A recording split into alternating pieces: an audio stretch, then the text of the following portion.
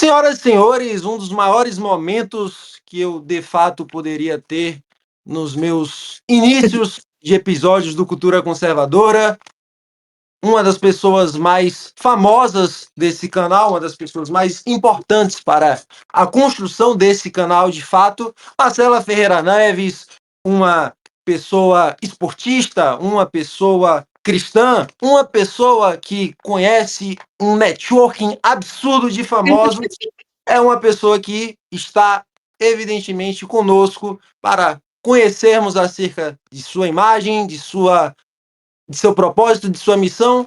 Marcela, muito obrigado por estar aqui em mais um episódio do Cultura Conservadora. Grande honra. Se apresente ao público. E aí, pessoal, tudo bem? Eu sou a Marcela, trabalho com marketing. Tento ali nas horas vagas criar conteúdo também para o meu Instagram, gosto de esporte, sou cristã desde a infância. E é isso, vamos começar a conversar aí. Grande honra, Marcela, estar com você neste momento e, primeiramente, né, vamos começar pelo que fez com que nós fôssemos amigos, pelo Evangelho de Jesus Cristo, que foi ali um momento em que você estava tendo uma certa frequência na presbiteriana, estava começando em sua classe de catecúmenos, prestes a professar sua fé, mas você não nasce ali na igreja presbiteriana, você já Isso. tem um contato com Cristo antes disso, e aí é o primeiro ponto que eu gostaria de tratar com você, sobre como você começou a conhecer Jesus Cristo, o que te fez, qual a tua cultura no meio cristão. Perfeito. Eu nasci em berço evangélico, então dentro de casa eu tive muita influência ali dos meus pais já sendo cristãos, ambos sendo filhos de pastores, então eles já estavam inclusos, e os dois filhos de pastores presbiterianos. Mas com o decorrer da vida ali, depois de casados, quando eu nasci, eles estavam frequentando uma igreja neopentecostal, que hoje se declara como uma pentecostal ali hoje. E depois de um tempo, depois fui para outra igreja, eu fui para uma batista e sempre acabando trocando de igreja por conta de alguns conflitos de compreensão da palavra mesmo. Tanto a igreja Bethesda, que foi a primeira que eu nasci estando naquela igreja, quanto a IBAB depois, tiveram alguns conflitos ali que com o andar dos anos ali, com o passar do tempo, elas foram entrando em narrativas que não estavam mais tão bíblicas quanto as Uhum. que meus pais foram acostumados dentro da presbiteriana, que por certa rigidez também nunca fui uma super fã da presbiteriana. E depois de passar pela Bethesda, pela IBAB, voltei para a presbiteriana. Meu avô ainda era pastor nessa igreja e comecei a frequentar até pela facilidade de estar mais aqui no ABC, que eu moro nessa região. Então, o meu primeiro contato foi dentro de casa, mas com o passar do tempo também, com certeza na igreja, eu tive muito apoio em conhecimento. E aí, hoje, estou na Presbiteriana de São Caetano do Sul, atuo lá em diversas áreas ali da comunicação, ajudando no que eu consigo, servindo. Ano passado estava na diretoria. E é isso, o meu primeiro contato foi em casa mesmo, passei ali por algumas igrejas, mas com certeza a minha fé é muito baseada naquilo que eu me nutro semanalmente ali, né, na palavra, diariamente, buscando, orando a Deus, e é isso, mas com certeza a presbiteriana hoje também é o maior apoio, assim, que nesses anos, tendo passado nessas igrejas, até pela fase que eu não estava tão presa, assim, eu não estava estudando tanto e hoje, com certeza, depois agora estou há 4 anos na presbiteriana, é com certeza o lugar que eu mais tenho aprendido todos os domingos e nas programações também ali.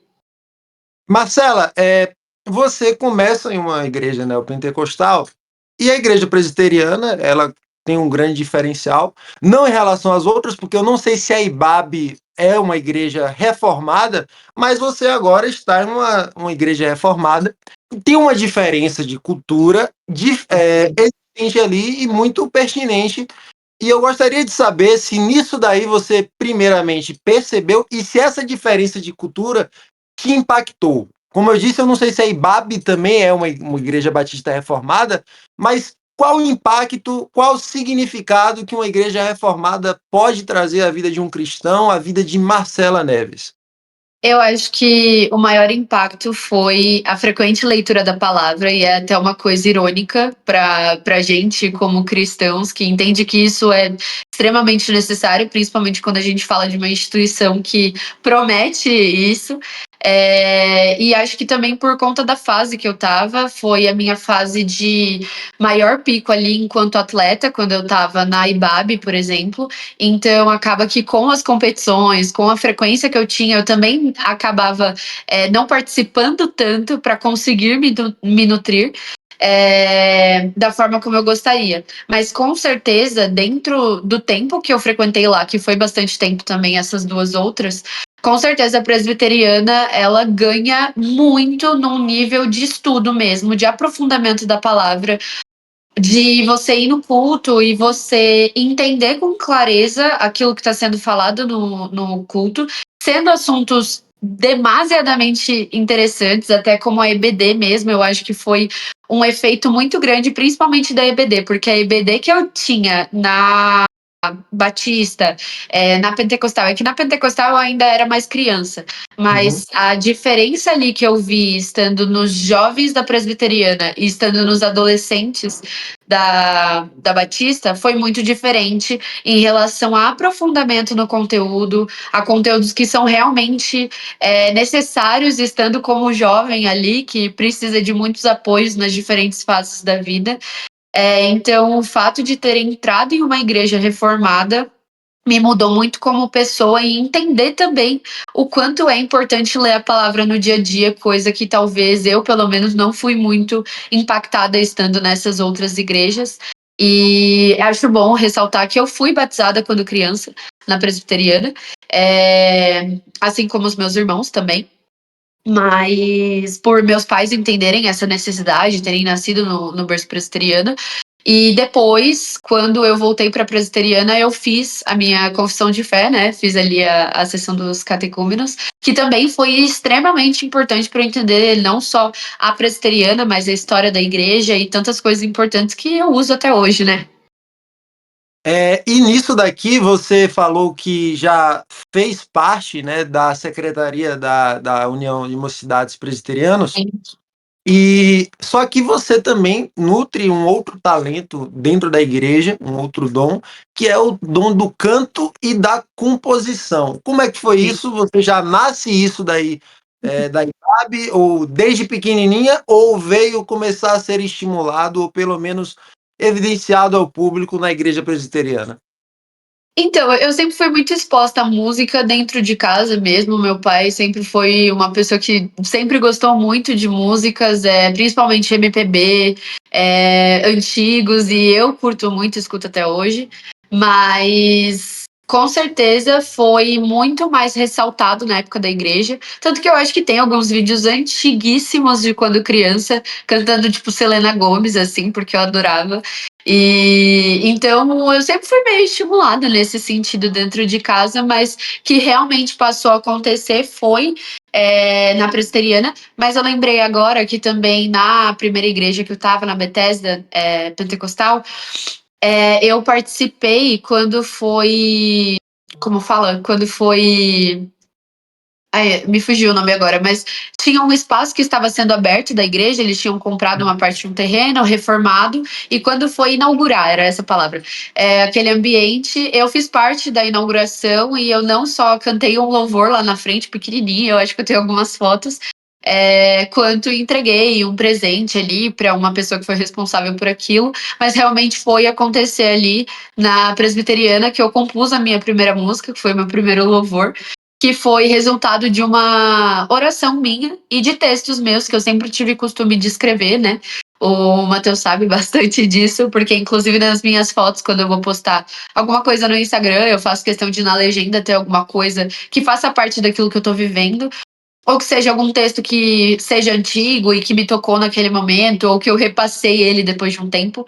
Então, junto com essa escrita que eu desenvolvi, de poemas, de orações, de pensamentos e devaneios meus também, surge ali essa primeira canção, que foi em conjunto ali, porque inclusive na minha federação, que foi fruto disso, né? Que é uma programação que chama Novo Canto, e aí a gente vai lá e compõe novas músicas e abre para os jovens fazerem isso. E me juntei ali com um amigo, a gente foi juntando outros amigos com outros instrumentos. Com o meu texto, a gente foi adaptando ali dentro da melodia e criou a primeira canção. Também participo do Coral Jovem. Desde que eu voltei para a Presbiteriana, a gente tem ali um grupo que são de todos os jovens da igreja, inclui alguns adolescentes também, que a gente faz canta algumas canções ali nos cultos, em momentos especiais. A gente teve um musical de Natal agora, que inclusive foi pro YouTube, ficou muito show. Então, é isso, foi mais a presbiteriana mesmo que deu essa ressaltada. E esse dom, que é um dom familiar, né? Eu já vi o seu irmão, por exemplo, ele toca teclado muito Sim, bem. É uma cultura sim, dentro de casa, né? Já tem esse impacto aí de seus pais, sim. de seus avós. Os avós também, por serem pastores, creio que também já tinham algum talento nesse sentido, né? Sim, com certeza. Minha mãe também toca piano e foi quem, inclusive, incentivou muito meu irmão. Eu, por um tempo, até participei, né? Ela fez questão de ensinar o básico para mim e para minha irmã também, mas meu irmão foi o que mais se destacou. Fez inclusive um curso, eu me esqueci o nome agora, mas ele manja muito bem e é uma coisa que eu admiro muito nele. E é muito bonito escutar, com certeza. Ele posta às vezes, é muito legal.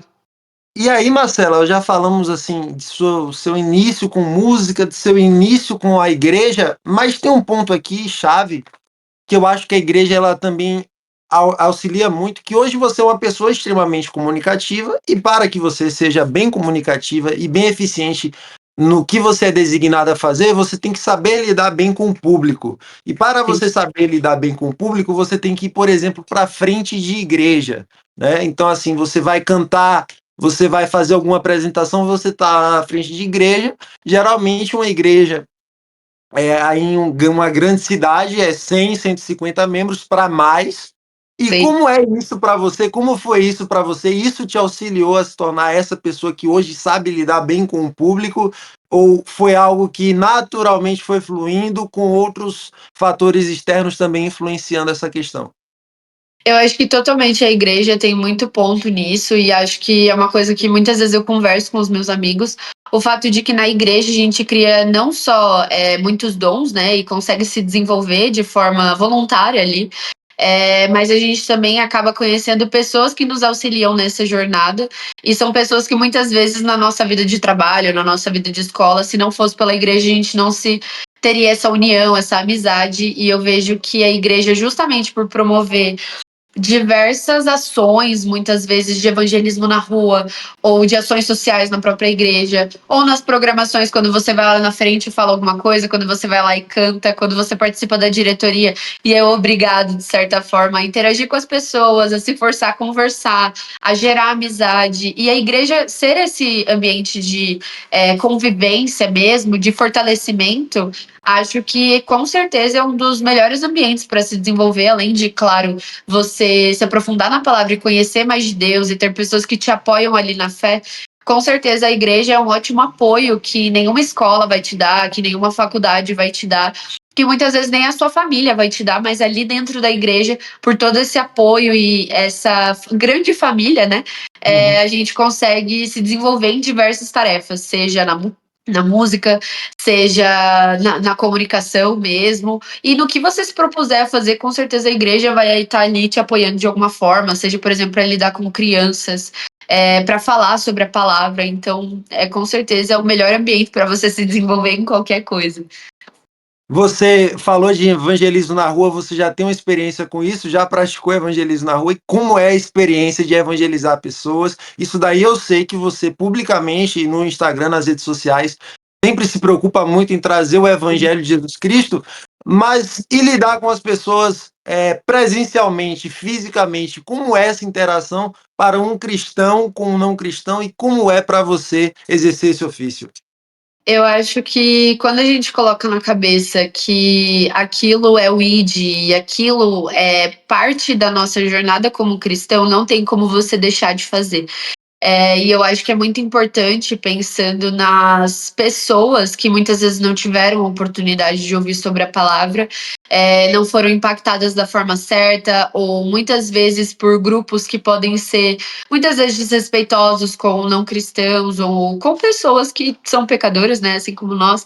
E acho que com certeza, por mais difícil que seja você interagir ali com a pessoa, é um esforço muito necessário que te desenvolve como pessoa, porque quando a gente vai falar de uma tarefa ali no trabalho, naturalmente você tem que lidar com pessoas em qualquer trabalho que você fizer. E com certeza esse desenvolvimento que você precisa se forçar a fazer, não vai ser gostoso você ir lá e falar para uma pessoa algo que você pode receber um xingamento, você pode receber direto um não na cara. É muito difícil, mas eu acho que é uma coragem que a gente, como cristão, precisa ter, porque, cara, e ainda é muito pouco do que a gente pode e precisa fazer para Cristo. Então, eu acho que é de extrema necessidade a gente se jogar a fazer isso, e na diretoria a gente inclusive tentou aplicar mais isso, e para esse ano também está com vários planos, porque é de extrema necessidade a gente utilizar da palavra que a gente já tem para contar para outra pessoa a alegria de viver o evangelho. E a minha igreja, graças a Deus, também tem diversas viagens missionárias, todo ano a gente faz. O ano passado eu tive o prazer de ir, a gente foi para Presidente Epitácio e abordou diversas pessoas na rua, com os próprios membros da Igreja Presbiteriana de Presidente Epitácio. A gente também fez evangelismo de rua, fez eventos na praça, pertinho ali de uma prainha que eles têm. Então foi muito legal, e eu acho que são experiências que você tem que se jogar a viver, seja na faculdade, seja no trabalho, e não ter medo de falar aquilo que justamente te faz ser vivo hoje, né? E como eu falei, ainda é muito pouco do que a gente pode fazer para o evangelho, e é praticamente o mínimo, assim, é o mínimo que a gente pode fazer, é espalhar a palavra para mais pessoas que precisam ser salvas por Cristo. E exatamente isso, né, que fundamenta a vida do cristão. Só que Sim, o cristão, ele não vive somente dentro da igreja, como estamos falando aqui, ele vive fora. Tal qual Marcela não vive somente dentro da igreja, Marcela tem uma vida externa, tem uma vida fora da igreja, e é sim, nisso que eu gostaria de entrar nesse momento. Por quê? Porque você é uma pessoa que, como eu falei no início, tem um currículo esportivo absurdo. E nós já falamos aqui de uma mulher que canta, de uma mulher que tem contato com instrumentos, com uma mulher que compõe, com uma mulher de também atuar significativamente em diretoria de jovens, diretoria sim.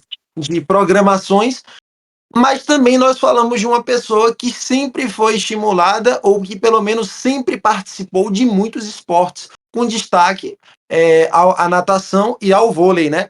Além de muitos outros. Eu gostaria de te perguntar qual o impacto que os esportes de sua vida esportiva traz para você em questão de sua vida normal mesmo, no sentido de que hoje você é uma profissional que tem diversas exigências, que tem uma grande leva de obrigações e de ter uma determinação tão consistente ao longo dos dias, dos meses e dos anos.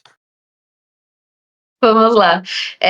O esporte também foi uma coisa que, graças a Deus, eu fui muito inclusa desde criança, que é uma coisa que já faz ali você sair na frente com relação ao desenvolvimento físico, inclusive. E é aquilo, né? O músculo ele tem memória. Então, desde quanto mais cedo você começar, melhor vai ser o seu desenvolvimento, independente do esporte que seja. Então, a gente estava até conversando, né, Matheus, que eu já participei de diversos esportes, eu não sei contar na mão todos, mas isso já foi balé, dança, natação, principalmente, vôlei, tênis, handball. E tudo isso foi também graças ao clube que eu frequentei desde criança, que lá a gente podia participar de diversas atividades físicas que a gente quisesse. E nisso eu fui testando de tudo, até realmente me encontrar na natação, que foi uma coisa que eu comecei desde novinha, se não me engano, dos 3, 4 anos eu já fazia as aulinhas. E depois de um tempo fui chamada pela técnica daquele clube para participar da natação que a gente chamava de alta performance, né? Que futuramente se tornou uma natação ali profissional. Então eu comecei ali com aulas um pouco mais fortes, que me abriram muitas portas também. Tive bolsa na escola e numa escola muito boa aqui no ABC. E me deu muita oportunidade de conhecer outros estados, como por exemplo o Espírito Santo, como diversas cidades também de São Paulo, do interior, com essas viagens. Então foi uma época muito boa da minha vida, mas que ao mesmo tempo eu acabei perdendo ali um pouquinho da minha adolescência também, porque era uma rotina muito extensa, né? Era uma rotina muito forte. E desse clube que eu comecei a nadar e fui convidada, depois eu passei para outro clube que fez parceria, no caso foi pela Prefeitura de Santo André. Então eu passei um longo tempo ali nadando pela equipe e foi uma fase bem forte ali da minha vida, porque eu combinava a natação com academia também. Antes mesmo de entrar nesse clube, eu já fazia academia, que traz ali um desenvolvimento. E depois de toda essa fase que passou, eu também fui atrás de continuar fazendo esportes. E o vôlei veio, inclusive, da igreja presbiteriana também, porque um pessoal ali agitou de alugar uma quadra e eu vou até hoje, às segundas-feiras eu vou para lá jogar um pouquinho. E assim, com certeza o esporte é outra coisa assim que com certeza te dá um grande desenvolvimento também comunicativo, de lidar com muitas pessoas, porque nessas viagens você tinha que lidar com competidores contra você, você também fazia amizade com muitas pessoas de outros clubes. É uma grande responsabilidade por lidar sozinha em viagens, que eu nunca tinha viajado com 13 anos sozinha, e nisso eu viajava, passava 4 dias fora, pelo menos ali, quando era uma competição maior, paulista, brasileiro, ou até mesmo antes de federar, tinham aquelas competições maiores de regionais. E foi uma coisa que me trouxe muita disciplina, muito desenvolvimento corporal, mas com certeza a disciplina é o maior dos aprendizados que eu posso ter tirado de fazer mesmo sem querer. De ir lá e ter que cumprir, porque, poxa, eu estou inscrita nessa prova, eu tenho mais uma prova para fazer e eu tenho que dar o máximo de mim, o máximo até o meu corpo desmaiar. A gente falava assim, né? Até passar mal, porque é literalmente isso. Você em alta performance não tem tempo ruim, você tem que estar bem. E ainda sendo mulher com questões hormonais e tudo, a gente tinha que se virar e fazer acontecer, porque a gente estava representando um clube, eu ainda representava a minha escola também nos jogos escolares, então foi muitos aprendizados, me abriu muitas portas, graças a Deus. E é uma coisa que eu tento trazer até hoje. Eu não consigo nadar sempre, mas quando eu posso, eu tô ali. E a musculação para ir mantendo ali uma vida mais saudável, mais fitness, que a gente precisa se cuidar também, né? E é sobre isso que eu ia perguntar, porque assim, você tem um momento da sua vida em que você para de nadar, Sim. né? E aí depois você retoma. O que foi que fez, só, se eu não me engano, foi no período da pandemia, e aí a desculpa pode vir somente da pandemia, mas quando você para, o que isso te causou? Você foi uma parada assim, uma parada forçada ou foi algo que veio do seu desejo? E da mesma forma, o que fez com que você voltasse? E se você ainda há ali alguma aspiração profissional ou de competição ou de que quer que seja, porque você ainda é nova, você ainda tem ainda apesar das obrigações profissionais e de toda a sua vida pessoal, ainda pode haver em você esse desejo, esse intento. O que foi que fez com que você parasse e o que foi que fez com que você retornasse e se há alguma perspectiva ainda para esse cenário em sua vida?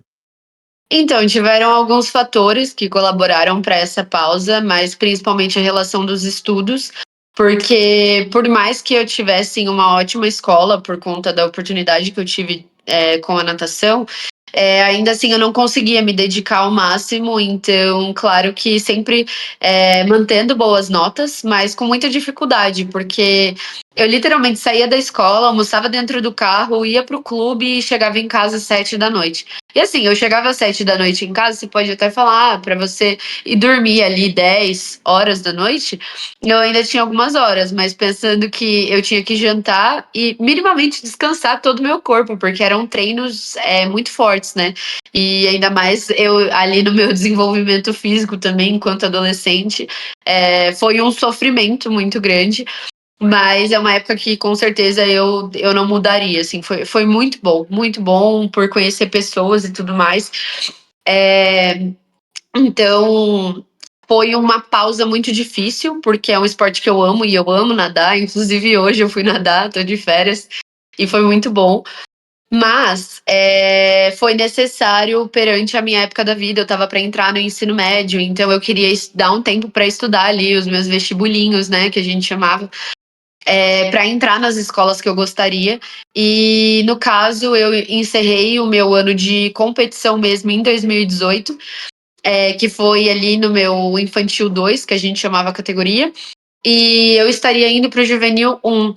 E então eu fiz aquela pausa para estudar com uma certa expectativa de que eu voltaria, só que é muito difícil, porque para você se tornar um esportista, você precisa começar desde pequeno. Infelizmente, acaba sendo um pouco mais restrito isso também, porque quando eu penso que eu estava fazendo essa pausa dos 14, 15 anos, eu acho que eu estava com 15 anos. Com 15 anos, se eu parasse um ano, eu tinha que pensar que todos os meus competidores, né, as pessoas que eu estava competindo, elas não pararam. Então, era praticamente impossível eu voltar. E realmente eu tinha muito mais o sonho de fazer uma vida profissional acontecer do que realmente levar uma vida esportista que infelizmente o nosso país não valoriza muito, e é sempre um que acaba saindo na frente. Quando a gente vai falar de atletas que a gente conhece mundialmente, é o Michael Phelps. Quem mais que vem à nossa mente? Além do. Aí, é claro, por estar mais no mundo, a gente conhecia um pouco mais e acompanhava. Já Mas vi que mesmo ele faz assim, o a gente Cielo, nunca só foi conheço o incentivado. Cielo e já era. Passou Oi? do Cielo, eu não conheço mais. Exatamente. Sempre fica nessa, assim. Alguns poucos brasileiros, talvez ali que a gente tem de nome. Claro que tem os troféus também, né, de competições que levam o nome de alguns. Mas é fogo. Então era muito difícil de eu ter um apoio e de eu viver disso, por mais que eu amasse.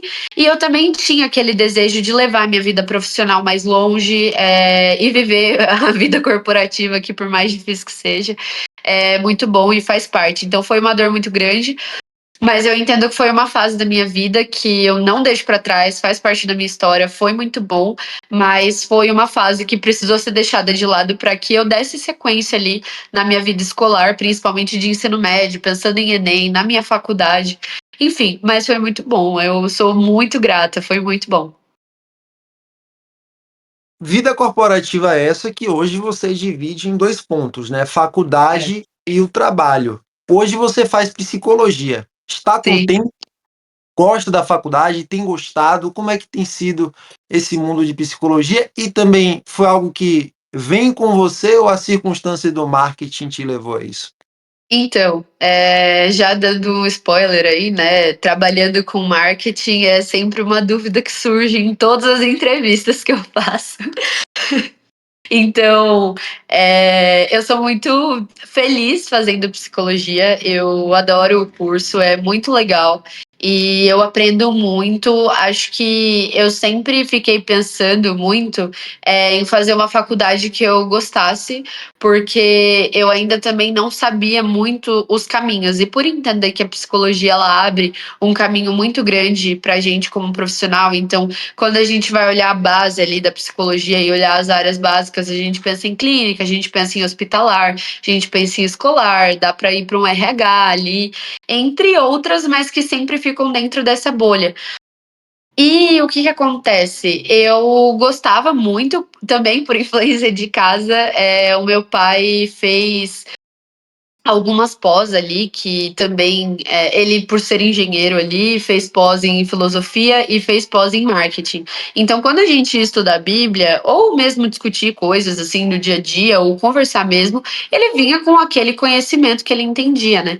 E foi muito bom, porque aí ele também foi tendo interesse em psicologia, a gente tratava de algumas coisas, pensando na psique humana, pensando na mente humana, e em como a gente consegue muitas vezes ter capacidades muito grandes enquanto humano que vem da nossa mente.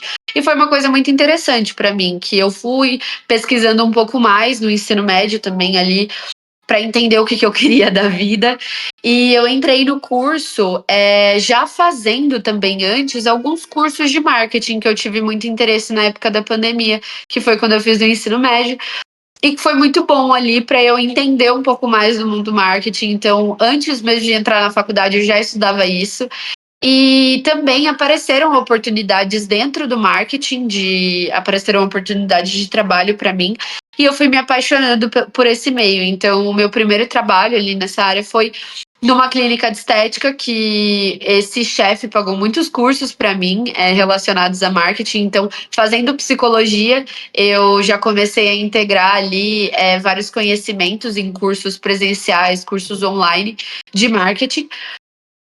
E foi muito proveitoso. Então, eu só juntei uma coisa na outra e hoje eu estudo muito sobre comportamento do consumidor. Na faculdade, a gente tem muito acesso a isso também. Naturalmente, a gente não vai estudar só sobre abordagens da psicologia, psicanálise, gestalt, enfim, tantas outras que tem aí. Mas a gente também, inclusive esse semestre, eu tenho aula de empreendedorismo, eu tenho aula de, certamente, administração ali. Então, é uma conexão que as pessoas podem estranhar, mas que eu tenho muito orgulho, porque quando a gente fala de marketing, a gente fala de consumidor e a gente fala de desejos. E quando a gente fala de desejos, a gente fala de mente, porque como que eu vou atiçar? Como que eu vou gerar o desejo sobre aquele produto naquela pessoa? Então, naturalmente, eu preciso estudar sobre pessoas, naturalmente, eu preciso entender sobre a psique humana. E quando a gente fala de comportamento ainda, a gente consegue se aprofundar ainda mais em comportamento do consumidor, em jornada do cliente, que são muito importantes para esses dados que a gente vai gerando ali para gerar resultados e estratégias para as marcas. Então, é um curso que pode trazer uma certa estranheza quando eu falo que eu sou analista de marketing, mas que com certeza me agrega muito e me traz como um diferencial de profissional, que é muito difícil de se ter no mercado, e, consequentemente, as pós-graduações que eu fizer vão com certeza adicionar nisso. Quando a gente fala de neuromarketing, de neurobranding, de comportamento mesmo, né? Então é E aí, isso. o que acontece, Marcela? Você, como cristã, existe limites morais que nós, como cristãos, devemos possuir e também Sim. nós, como seres humanos. E você lidar com um ambiente como a psicologia, você lidar com o marketing, que geralmente as pessoas elas tendem, né, a priorizar o que elas podem obter com uma determinada um determinado tipo de manipulação do usuário. E quando eu uso manipulação, não quero dizer somente no sentido pejorativo do termo, mas no sentido de você levar o próprio usuário, o seu próprio consumidor, a efetuar alguma aquisição, a despertar algum interesse. Como é para você, como cristã, lidar com isso tudo, com problemas que vêm daí, com extremos que podem vir daí, mas também com a necessidade de você entregar resultado à sua empresa, ao seu grupo ao qual você faz parte? Eu acho que, acima de tudo, o que eu sempre busquei fazer na hora de entrar em uma empresa é sempre pesquisar muito bem sobre o produto, entender a base da empresa. Então, entender quando a gente fala de missão, visão e valores, né, que está muito incluso em marketing, sempre é importante entender ali os valores daquela empresa, mas também entender sobre o produto e compreender como já é feito esse marketing. E como é a mente desse CEO, desse CFO, desse CMO, e entender o que eles usam para a vida deles, porque muitas vezes uma coisa liga na outra, né? E acho que naturalmente, eu, inclusive, na minha marca de brownies, sempre busquei trazer visões cristãs também para os meus produtos, principalmente quando falava de Páscoa. Então, eu sempre fui muito atrás de entender, e é claro que não em 100% eu consigo entender aquele produto na íntegra antes de entrar na empresa, até porque na empresa que eu tô hoje, mesmo após um ano nela, a gente continua aprendendo sobre o produto cada dia mais, e é um produto muito interessante, que eu acredito nele, e que, vendo a visão que o CEO tem e que o CFO, inclusive, que estão muito presentes ali na empresa como cristãos, né? Foi muito legal, assim. Então, sempre eu prezei por, no ambiente em que eu estava, na empresa que eu estava, verificar como isso era feito, como isso era pensado, verificar muitas vezes se eles me perguntam durante entrevista sobre a minha religião. E, é claro, durante o dia a dia, não necessariamente eu vá trabalhar com pessoas que, mesmo se eu sendo cristão, que o meu colega de trabalho vai ser. Mas eu acho que é também saber se posicionar e falar não. E saber até onde você vai dentro do marketing. E acho que, infelizmente, hoje a gente passou a ter uma visão um pouco ruim dessa área, por conta de perversão, por conta de muitas pessoas acabarem se aproveitando de momentos de dores de pessoas para vender mais. E com certeza é uma coisa que não vai deixar de acontecer, mas que eu preciso estar me cuidando ali, com certeza, a me autoanalisar no dia a dia, entender aquilo que eu tô fazendo, por que eu tô fazendo, como eu tô fazendo. E com certeza é um dilema para sempre como cristã, mas que eu levo com muita tranquilidade, porque pelo menos por onde eu passei, eu nunca tive problema com isso. Quando eu vi alguma coisa, eu comento, poxa, eu acho que isso não seria tão legal, a gente pode ir por esse caminho. Então, eu acho que também faz parte da visão que as pessoas têm do marketing hoje, da forma como ele foi jogado na internet, depois de marketing digital na pandemia, com essas altas de produtos 297, 197, que acaba inclusive desvalorizando esse mercado.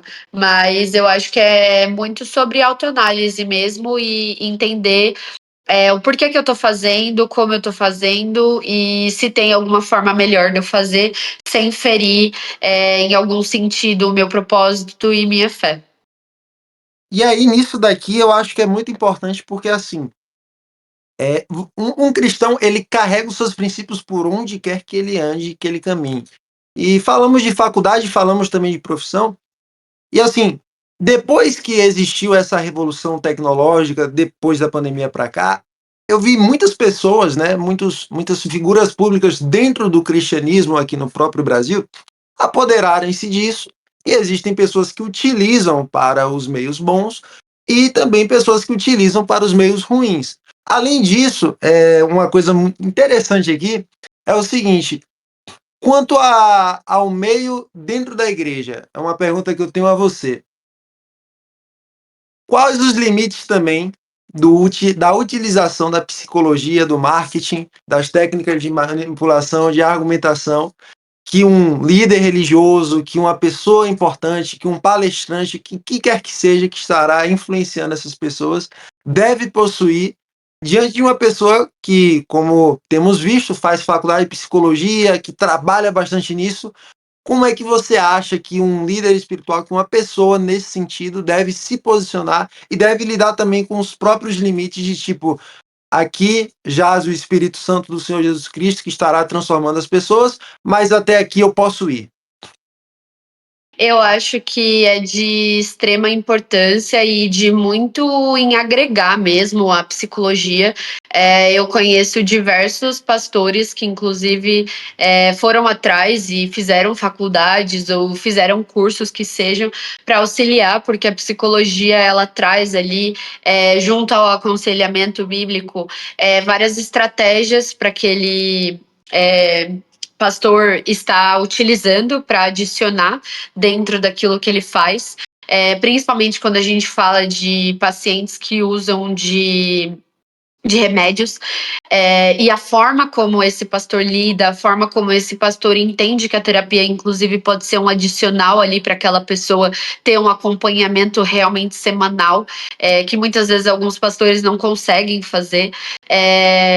Acho que traz, é um tabu sempre, né, para Uhum. qualquer principalmente presbiteriano, entendendo ali, baseando sua fé na palavra e entendendo claramente os limites disso e muitos problemas que pode trazer, inclusive, muitos terapeutas que podem, às vezes, utilizar da sua própria religião para falar para a pessoa, inclusive cristãos que muitas vezes falam com pessoas que às vezes não querem ter alguma associação ali com o cristianismo, então acho que é sempre um cuidado e que pode ser visto como uma ferramenta ali dentro dos limites éticos, acho que sempre se questionando o Espírito Santo, tendo uma certa sensibilidade ali para saber o que falar, saber o que não falar, E acho que vai de uma autoanálise aí, porque com certeza ferramentas sempre vão ter.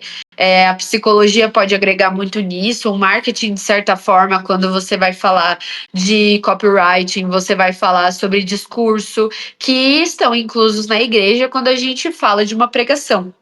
Então, é uma coisa que pode ser vista como uma ferramenta de agregar ali, assim como a gente fala da inteligência artificial, que pode ser muito disfuncional para aquele ambiente da igreja, mas que ele pode ser um adicional se utilizado da forma certa.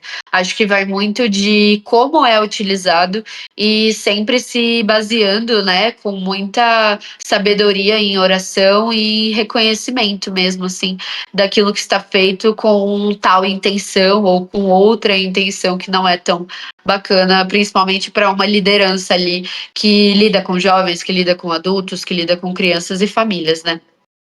E aí, trazendo para outra realidade, para a nossa vida nos tempos de hoje, que as pessoas estão cada vez mais vivendo uma sociedade agitada, uma sociedade atarefada, né? Estamos falando de você, por exemplo.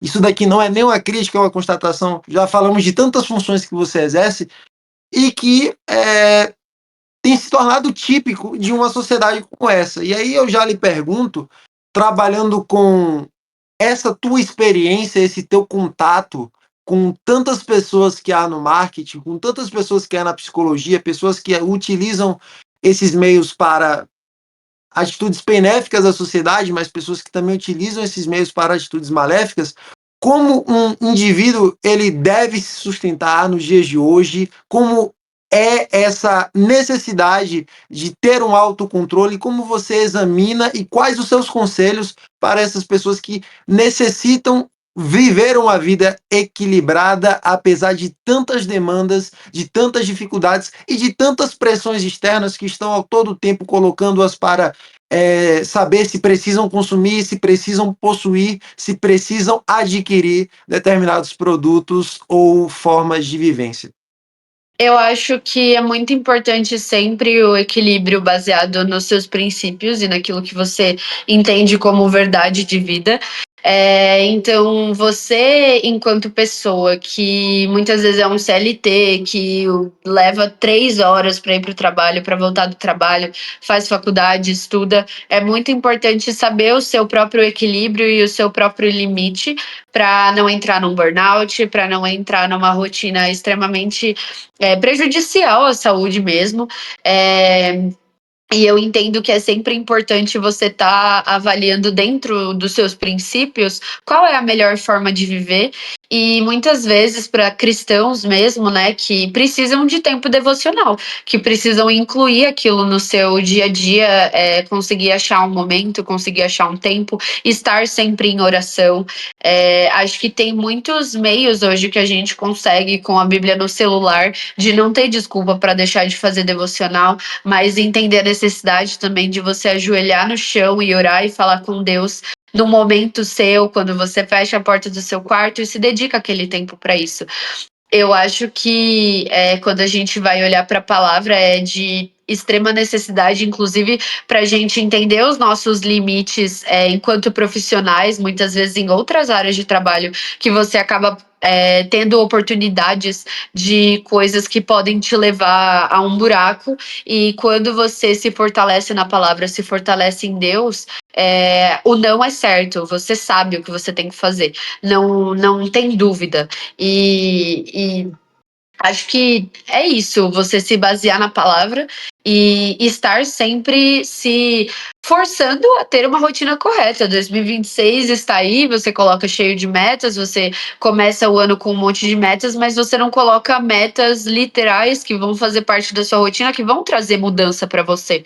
Então, entender como encontrar um momento de devocional, que é uma coisa que transforma a sua vida, que te aproxima de Deus, que te alinha para caminhos corretos, é uma prioridade que você tem que arrumar um jeito de fazer. Porque, como eu falei, o esporte dentro da disciplina, ou você faz ou você faz. Se você precisa fazer aquilo, você senta a bunda e estuda. Você vai lá e faz o que você tem que fazer. Você dá o seu máximo. Eu pulava na piscina desesperada para chegar do outro lado, entendendo todas os benefícios que eu tinha daquilo, mas aquele momento como responsabilidade. E a gente, como cristão, jovem, adulto, precisa entender aquilo que você precisa fazer e aquilo que você quer fazer. E o que você precisa vai vir antes do que você quer. E é isso, a vida de adulto é isso. Eu tenho que pegar o trem todo dia, então eu acordo e eu me organizo para pegar o trem todo dia e é o que eu tenho que fazer. Eu tenho que me alimentar todo dia, eu tenho que me exercitar todo dia. Então eu vou incluir aquilo na minha rotina porque não é mais questão de querer, a gente não é mais criança. Você precisa fazer e pronto, acabou. Ou você faz, ou você vai continuar no caminho que você tá, sem fazer seu devocional, sem se aproximar de Deus, continuando sem o shape que você quer, entende? E eu acho que esse é o caminho. Inclusive, quando a gente se conheceu na época, indo para Enem ali. É uma fase que é isso, ou você estuda ou você estuda. Se você sabe para onde você quer ir, você sabe que faculdade você tem que chegar, você sabe os seus planos, os seus objetivos, você tem que ir fazer. Porque é isso, e eu acho que é mais um resultado aí do esporte de entender que é momento de você fazer o que precisa e não o que você quer. Agora sim, a vida adulta é vida tudo e deve ser levada dessa maneira, mas vida adulta também não é vida perfeita, nós sabemos disso. Exato. E existem muitos problemas, muitas dificuldades que ocorrem na sociedade de hoje. Inclusive, o próprio Byung-Chul Han vai falar na Sociedade do Cansaço sobre as pessoas que, como vemos no marketing, elas vendem uma imagem, mas por si mesmas, elas não conseguem cumprir, elas não conseguem atender, as redes sociais estão aí e isso tem sido algo tão famoso e tão divulgado e propagado. E aí, além disso, eu gostaria de te perguntar assim, como é que você vê a forma dessas novas mudanças, as novas dinâmicas sociais que têm surgido, as novas captações de usuários, os novos jovens, os novos públicos que estão surgindo e estão surgindo ao seu alcance, ao alcance de seus colegas de trabalho. O que é que você tem a dizer sobre essa juventude, sobre este público que está sendo formado diante de sua própria maturidade e diante do Evangelho de Jesus Cristo? Você diz com relação à criação de conteúdo mesmo? Criação de conteúdo. Tá. Eu acho que é sempre um público que é difícil, porque a cada geração que vem a gente tem dificuldade de entender. E sempre, inclusive, uma coisa que eu aprendi muito esse ano foi que teste é teste e não tem coisa melhor do que você analisar com o número e ter certeza daquilo e não falar eu acho, não é eu acho. Tenha certeza com números. Então, teste, então se esforce para fazer aquilo realmente funcionar, testa de várias formas possíveis, com vários formatos diferentes. Acho que eu também tenho buscado te trazer algumas referências, né? Quando a gente vai conversar sobre algumas, naquilo que eu consigo ajudar também para você. E eu acho que as referências também é uma coisa que te faz passar na frente, porque quando você aproveita de uma pessoa que às vezes já está anos na internet fazendo a mesma coisa, ou ela já testou um formato, já viu que não funcionou, você consegue olhar os números dela. E hoje, com diversas plataformas, você consegue analisar, até mesmo vendo com relação a visualizações, por exemplo. Você consegue entrar em qualquer Instagram hoje e ver a quantidade de visualização que teve em cada conteúdo de outra pessoa, em Reels, quando a gente vai falar sobre isso. E eu acho que é sempre você tá se aproveitando de outros formatos que você viu que já funcionou e continuar fazendo o que já funcionou. Acho que o público jovem hoje, quando você vai falar com uma marca que tenta se comunicar com esse público geração Z, sempre podem surgir certos estereótipos que acabam, claro, muitas vezes se encaixando em determinados nichos que você consegue realmente encaixar para aquele público. Ah, não, esse público realmente é mais autêntico, realmente é mais fitness, realmente é mais descolado e busca saúde mental, que é o que se fala muito hoje da geração Z. E eu acho que é muito importante você saber aproveitar do hype da forma certa para sua marca.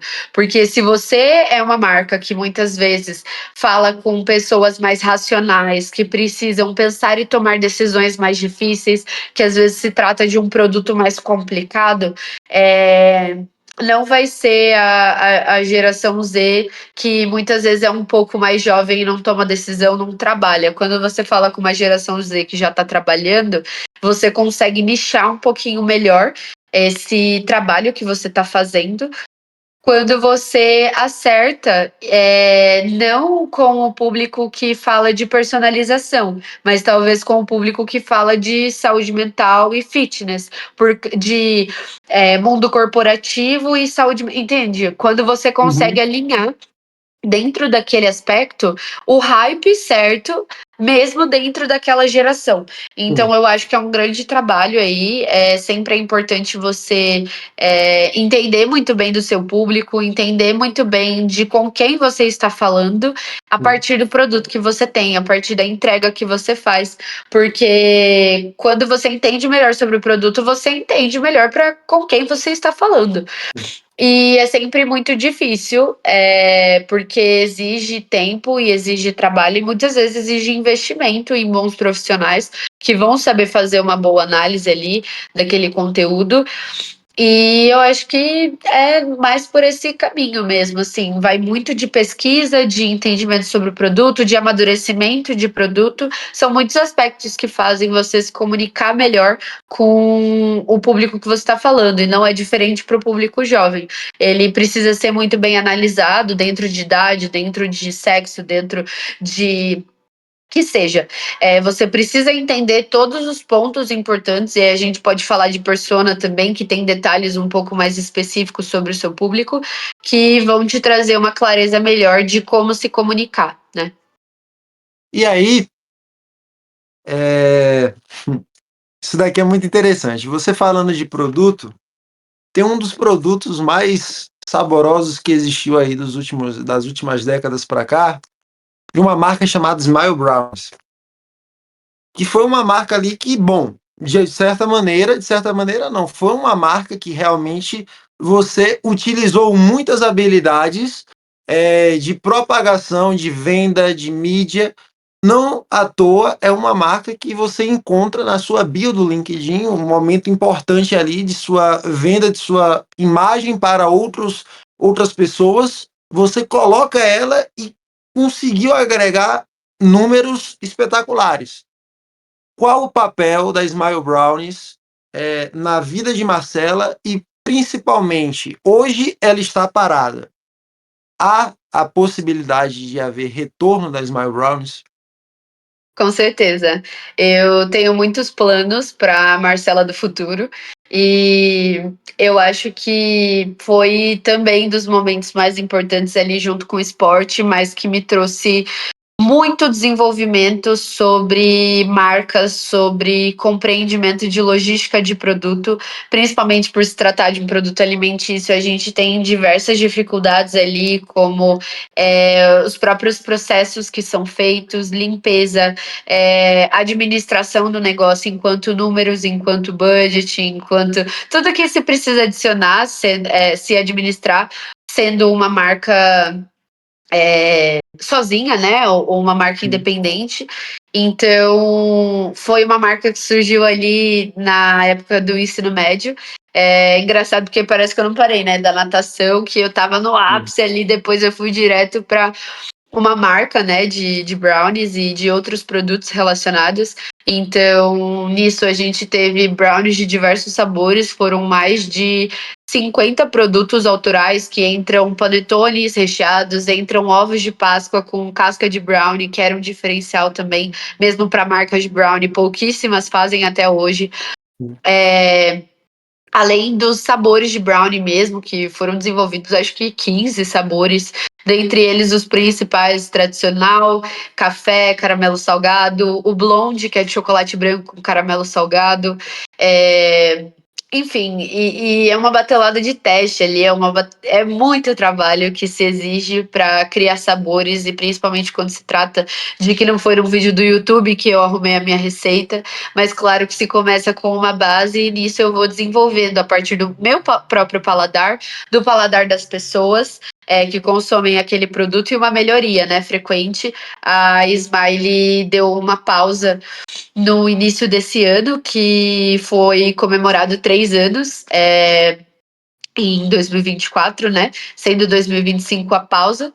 E no caso, me trouxe muitos aprendizados, né? Eu comentei com o Matheus, organicamente, em um mês eu faturei R$ 20.000 e foi o ápice, assim, porque trabalhando de forma independente, com um produto físico que exige muito trabalho, muita administração, muito controle, é muito difícil, principalmente sendo sozinha e eu no meu ápice dos 18 anos ali, que foi quando isso aconteceu, que foi muito bom, né?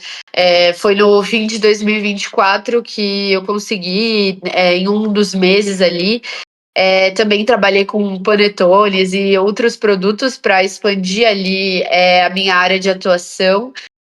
E foi muito bom. Eu aprendi muito sobre concorrência, sobre precificação, sobre logística, sobre marca. Foi muito trabalho, mas foi muito bom. Foi uma bênção de Deus mesmo, todas essas ideias, o desenvolvimento da marca e também a finalização, entendendo o tempo que eu consigo, até pelo meu é, foco hoje na minha carreira profissional, foi importante eu dar essa pausa e com certeza existem muitos planos futuros para a Smile que já estão sendo pesquisados e alinhados ali para entender o momento certo para isso, dentro da minha maturidade, dentro do que eu consigo controlar também, e não abraçar o mundo de forma absurda assim e acabar dando um passo maior que a perna, né? Mas com certeza vai ter volta e vai ser muito bom. E graças a Deus foi uma coisa que me trouxe muito aprendizado.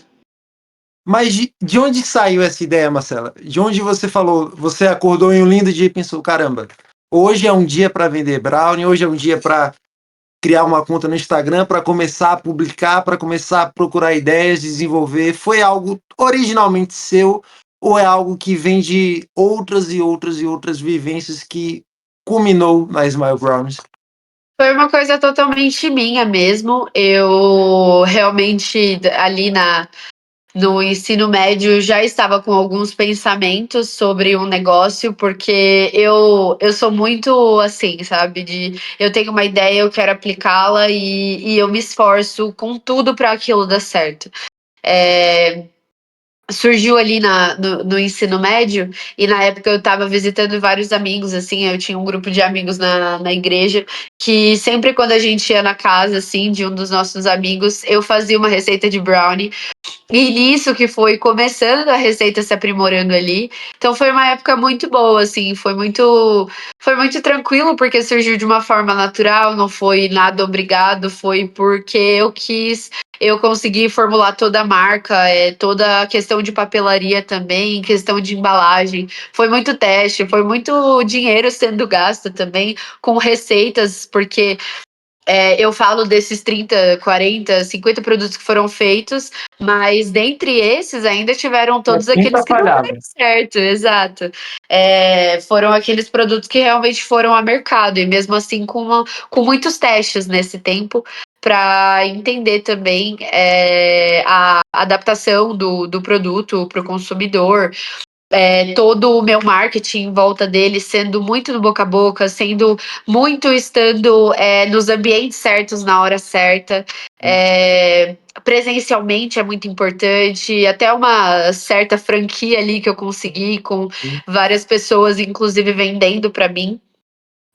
Desenvolver isso, essa administração de pessoas vendendo como mini franqueados ali, foi uma época de muito aprendizado, assim, foi muito bom e com certeza surgiu de uma época muito feliz minha, até como Smile sendo uma característica forte, que pelo menos meus amigos comentavam comigo, o fato de eu ser uma pessoa sorridente e sempre gostar de cozinhar. Eu sou apaixonada por gastronomia, no meu Instagram eu vivo fazendo avaliações também dos lugares que eu vou. E é uma coisa que faz parte de mim. Eu amo gastronomia e foi inclusive quase para essa faculdade que eu fui, mas deu tudo certo. Hoje eu tô muito feliz fazendo o que eu faço e com certeza é uma coisa que me traz oportunidades futuras também.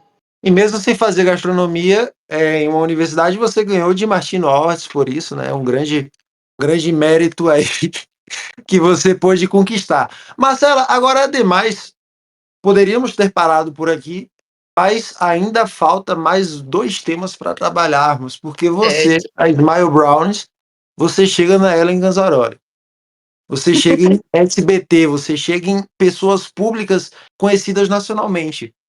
Sim. Quais as experiências, as vivências que você tira disso, esse contato de, gente, eu estou indo para a faculdade, olha quem é o meu Uber no dia de hoje, olha quem está me levando para lá no dia de hoje, e a gente fala não Foi só por ser uma engraçado. pessoa famosa, mas por ser uma pessoa que também tem muita história no mercado, também tem muita história pública, e que certamente agregou muito a você. O que que você tem Sim. experiência e vivência com isso? Então, a Ellen Ganzaroli, ela, na verdade, foi uma oportunidade que surgiu ali, em um dos trabalhos que eu tive, que eu apoiei ela ali em alguns momentos, pensando na marca dela, que inclusive ela foi lançar agora, e hoje ela tem a marca Ellen Ganzaroli com vários produtos para cabelo, inclusive ela lançou agora alguns produtos para pele, se eu não me engano.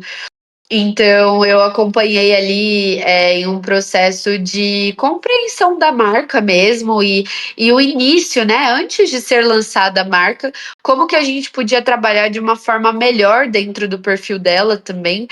Então, eu fiz uma série de conversas com ela mesma, auxiliando ela ali em como fazer melhor os stories dela, em como tratar melhor aquele público que tinha algumas dificuldades, pensando inclusive num produto de público feminino, num produto com foco ali em cabelos, até pensando na ideia do produto mesmo, surgiram muitas opções de produtos que poderiam ser lançados, e eu acompanhei ali aquele início antes do lançamento desse produto mesmo, dessa marca dela, auxiliando ali em alguns pontos também. Na época, auxiliei em outra marca que estava fazendo vários vídeos com ela e de vários procedimentos sendo feitos ali também. Então, eu apoiei na gravação, na edição, na roteirização daqueles vídeos da Ellen. E na época tive apoio ali também de uma agência que também trabalhou mais com a Alessandra Scatena, que foi a outra profissional do SBT. E foi uma época muito legal. Além da Ellen, né? Eu também tive a oportunidade de trabalhar com diversas marcas, trabalhando com agências, né? Então, nisso eu trabalhei com o Cubo Itaú, trabalhei com a Cofap de amortecedores, que tem o Salsichinha, que é muito, eu adorava ele, muito fofinho. Também a marca Polpa Norte de açaí, Zorba, Cueca Zorba, Reine, Scandal e todo esse grupo HBI que faz parte de Zorba. Enfim, entre várias outras marcas ali, inclusive marcas infantis, marcas de bateria. Também trabalhei com a Belface, que é uma perfumaria bem famosa aqui no ABC. Entre vários outros, assim, né? Acho que esses são os mais frequentes aqui na cabeça, que com certeza eu aprendi muito. Acho que o Cubo Itaú também foi um dos maiores pesos, assim, que inclusive, claro, que dá para o currículo ali, mas pensando em aprendizados mesmo com as pessoas que eu trabalhei ali, foi muito bom, foi muito bom. E você também, quando tá no instinto, né, em um episódio aqui você também não perde a sua oportunidade de propagar, né, porque realmente É deve ser isso. propagado, mas é o seu currículo, um vasto currículo para tão pouca idade, né. Tão pouca idade essa que, falando de vida pessoal, aqui antes de entrarmos no nosso quadro Sem Medo de Errar, falando de vida pessoal, essa pessoa que já passou por tanta coisa, é uma pessoa que no momento se encontra noiva, e aí eu vou lhe perguntar, como é isso daí? Porque, pessoal, vocês gerirem a sua vida de uma maneira profissional, tudo certo. Você gerir a sua vida com seus problemas emocionais, seus problemas pessoais, tudo certo. Você gerir a sua vida esportista, tudo certo. Agora, você gerir a sua vida esportista, profissional, a sua vida pessoal, e ainda você ter espaço, tempo e paciência de administrar os seus relacionamentos, principalmente um relacionamento que já está sendo levado ao casamento, não é fácil. E aí eu quero te Com perguntar o certeza. papel do João nisso daí para você, para que você consiga ser sustentado emocionalmente, no sentido de que, cara, é uma pessoa a mais para te ajudar, mas também como é que você consegue lidar com tudo isso e algumas coisas a mais em sua vida nos dias de hoje? O João é muito apoio para mim, né? O noivado é recente, né? A gente ficou noivo agora dia 20 de dezembro. Inclusive, foi a data que a gente estava completando ali 3 anos de namoro. Conheci o João na presbiteriana também. A presbiteriana me deu mais esse benefício. E com certeza o João é uma pessoa muito apoiadora para mim, né? Ele é muito cuidadoso comigo, preocupado inclusive com o tanto de coisas que eu tento abraçar também.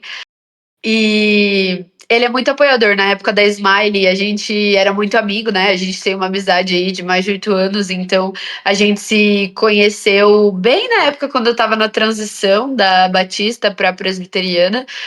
E eu já conheci algumas pessoas por aqui, porque como essas igrejas eram longe, eu também frequentava essa presbiteriana por meu avô ser pastor ali na época. Ele acabou falecendo em 2018. Enfim, então foi muito positivo, assim, né, ter voltado a conversar com o João quando voltei oficialmente para a presbiteriana. E nisso a gente foi conversando, passou mais um tempo de amizade ali e começamos a namorar. E é uma época, é uma fase muito boa, assim, é muito gostoso mesmo, porque tendo uma pessoa muito apoiadora do meu lado, muito esforçada, que também, na mesma medida, é uma pessoa trabalhadora e esforçada, assim como eu tento ser com a minha vida profissional e pessoal, é muito bom ter uma pessoa que também é ativa em esportes, que é uma coisa que, inclusive, às vezes a gente Corre, consegue né? fazer junto. Ele corre e eu nado, porque eu também não corro, e ele vai começar a nadar agora. Eu fiquei muito feliz. Mas a corrida é uma coisa difícil para mim ainda, é um ponto sensível. Mas é isso, eu tô muito, muito feliz e agora ainda vou ter que ter tempo para planejar um casamento, né? Meu Deus do céu, porque além de ser muito dinheiro, é muito planejamento mesmo para tudo acontecer. Em nome de Jesus vai acontecer. Ele também é um menino muito correto, muito cristão, muito ativo na igreja.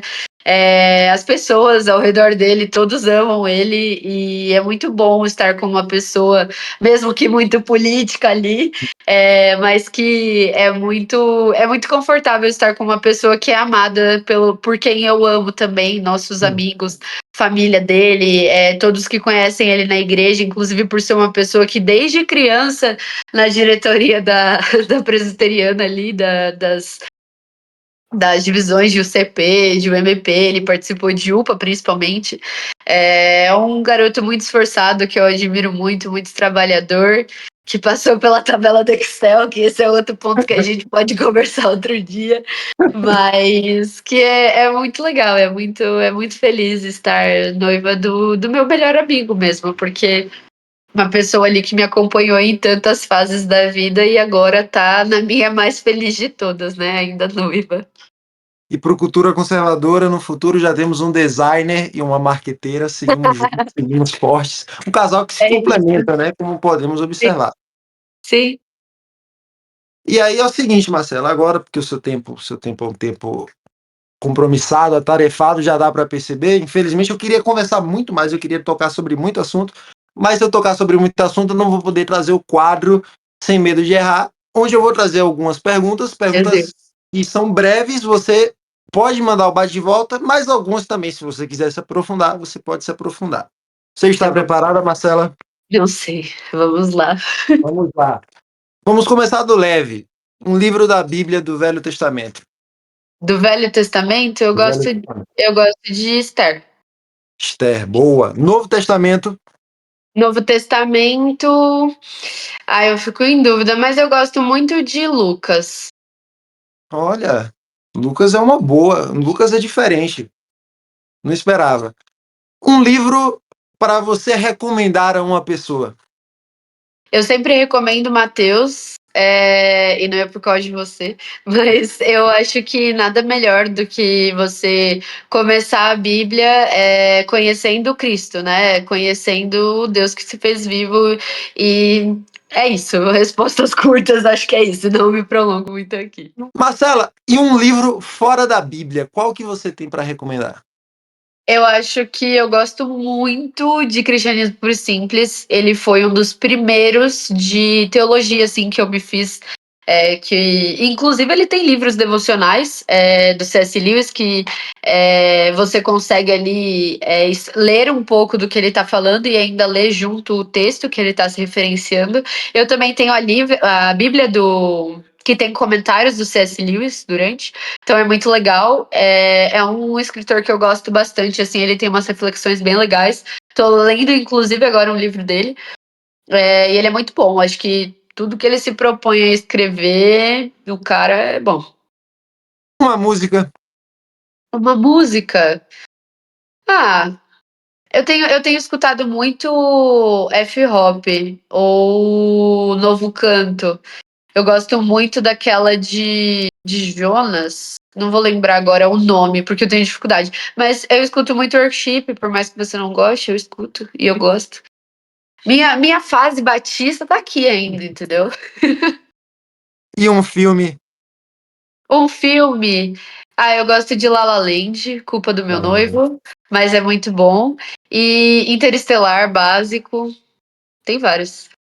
Agora, Marcela, um sonho falando de sua vida pessoal, um sonho que você já conquistou. Um sonho que eu já conquistei, eu acho que meu avanço profissional e a jornada que eu tô fazendo, com certeza a empresa que eu tô agora não é favoritismo, mas a empresa que eu tô hoje eu tenho aprendido muito e cada dia mais eu tenho aprendido mais. O meu chefe direto ali também é uma pessoa muito apoiadora que me auxilia em muita coisa e que me ensina muita coisa e todo dia eu tô aprendendo uma coisa nova, seja sozinha, mas com certeza a vida corporativa hoje que eu levo, que por mais trabalhosa que seja, essa vida CLT é muito boa e eu tô muito feliz.